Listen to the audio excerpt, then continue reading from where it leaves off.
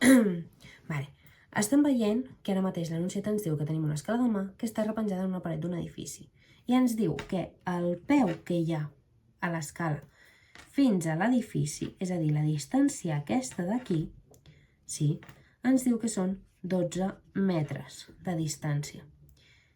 I vol saber, pel que diu aquí, a quina altura del terra es troba l'extrem superior de l'escala. És a dir, vol saber aquesta mesura d'aquí per trobar el punt aquest on s'uneixen escala i edifici. Però a la vegada vol saber una altra cosa i és que ens diu quina és la seva longitud. És a dir, quina és la longitud de l'escala. Sí, tampoc la sabem. Per tant, en aquest cas ens demanaran dues coses. Quina és l'altra informació que tenim? Doncs resulta que ens diu aquí que l'escala forma un angle de 70 graus. És a dir, que tenim aquesta informació extra, que és que aquest angle d'aquí és de 70 graus. Fent de nou el dibuixet del triangle. Això què vol dir? Doncs que, sabent això d'aquí, això seria el peu de l'escala, això seria la part de l'extrem que se subjecta amb l'edifici, la qual no coneixem, és a dir, li podem dir A, per exemple. I a la vegada ens diu que això d'aquí són 12 metres i això d'aquí són 70 graus. Aquesta és informació que ens dona a l'enunciat, però també vol saber una altra de les incògnites, que és això d'aquí, al qual li direm B. Com sempre, si només tenim un angle i un costat, no podem fer teorema de Pitàgores, sinó que el que hem de fer és, gràcies a les raons trigonomètriques, trobar les coses. Però en aquest cas, què necessitem? Bueno, doncs el que necessitarem en aquest cas serà, com tenim l'angle i el costat adjacent, la raó trigonomètrica que coneixem és la del cosinus, és a dir, cosinus d'un angle és igual al catet adjacent entre la hipotenusa. Però a més que coneixem també que la tangent d'alfa serà igual a el catet oposat entre el catet adjacent. Què és el que passa? Que realment si coneixem aquesta d'aquí, gràcies al cosinus, podem fer servir també teorema de Pitàgores, on sabem que A a la 2 és igual a B a la 2 més C a la 2. Ho veurem de les dues maneres, però sí que és veritat que primer començarem per aquesta d'aquí. Llavors, borro una mica i comencem amb això d'aquí. Què és el que volem trobar? Volem trobar H, perquè el cosinus d'alfa ens el dona la calculadora i el catet adjacent ja el tenim, són els 12 metres. Per tant, si jo vull buscar H, la manera de ara, com serà? Doncs aquesta H passaria aquí multiplicant, sí, però llavors no queda aïllada, queda H per cosinus d'alfa. I aquest H per cosinus d'alfa, al final, el cosinus d'alfa passaria dividint. Per tant, H serà igual a catet adjacent entre cosinus d'alfa.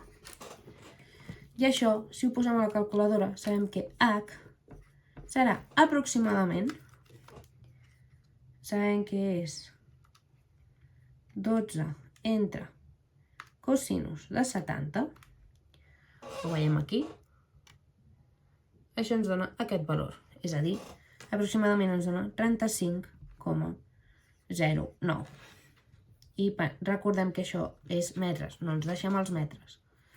Llavors, això és pel que fa a l'alçada, però igualment ens quedarem amb aquest valor sencer. Per tant, a la calculadora, quina és la tecla que apretarem? Apretarem la tecla d'ans. Llavors, podem fer-ho ara mateix de les dues formes, com bé hem dit. Ja tenim la A aquesta és 35,09, aproximadament. Anem a per l'altra. Ara, canvio de color, perquè tenim una nova incògnita, tenim la B. En aquest cas ho podem fer de les dues formes, recordem. Si tenim la tangent d'alfa igual a catet oposat entre catet adjacent, què és el que volem aïllar? Doncs volem aïllar el catet oposat. Per tant, si ho veiem d'aquesta manera, sabem que aïllar el catet oposat, l'únic que haurem de fer serà catet oposat igual a catet adjacent multiplicat per tangent d'alfa. El catet oposat serà, per tant, si venim a la calculadora, apretem catet adjacent, que és 12, per la tangent de 70, com veiem a la calculadora, dona aquest resultat. És a dir, més o menys donarà 32,97 metres. Però ara bé, què passa? Bueno, això ho apuntem aquí, sí? 32,97. Però què passa aquí? Que aquesta tangent, que hem vist aquí, la podem calcular d'una altra manera, hem dit. Llavors, vaig a borrar això i vaig a ensenyar-vos com es faria de l'altra manera. Quina és la manera de fer-ho? Si sabem que A a la 2 és igual a B a la 2 més C a la 2, hem de pensar quina és la meva B a la 2, quina és la meva C a la 2 i quina és la meva A a la 2. Si el nomenem A i B a això, aquesta, per tant, serà la C. Per tant, la meva A hem dit que era sí o sí 12 entre cosinus de 70. Sí, això és una cosa per mantenir el número sencer i tot això elevat a 2. I, per una altra banda, tindrem que la B a la 2 no la coneixem i la C a la 2 sí. Per tant, això serà més B a la 2 més 12 a la 2. Fins aquí, B. Què passa? Com aïllem la B? La B aquesta l'aïllarem de la següent manera. I és que el 12 aquest el passarem restant a l'altra banda. Per tant, serà 12 entre cosinus de 70 graus, tot això elevat a 2, menys 12 elevat a 2, serà igual a B a la 2.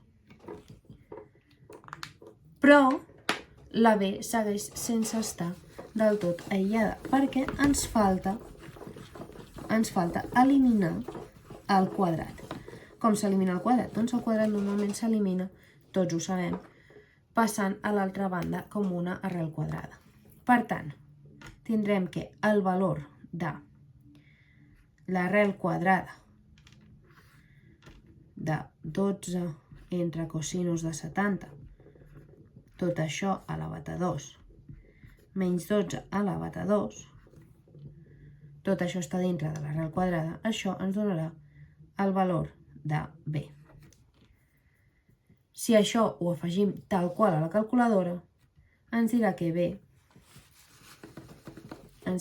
la B és aproximadament, anem a calcular-ho, arrel quadrada de 12 cosinus de 70 menys 12,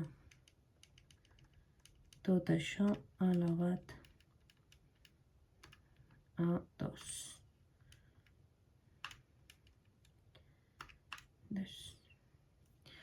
Ho veiem aquí a la calculadora, poso l'igual, i això ens dona 32,97 aproximadament, que resulta que és exactament el mateix valor que el que ja havíem calculat. Per tant, recordem que un cop tenim dos costats, sempre podem calcular l'altre, sempre i quan sigui un triangle rectangle, com el que tenim aquí de 90 graus.